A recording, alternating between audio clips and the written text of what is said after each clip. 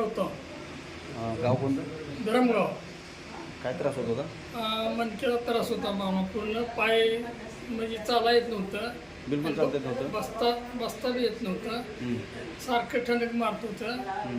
आणि शिर आहे पाय तर अजिबात ठणका काही बंदच होत नाही. किती वर्षापासून त्रास होता? ही मला 5-7 वर्षापासून. 7 वर्षापासून. आपल्याकडे किती वेळ झाली? आता आपल्याकडे ही 8वी बारी आहे हां, आजची. आजची. हं.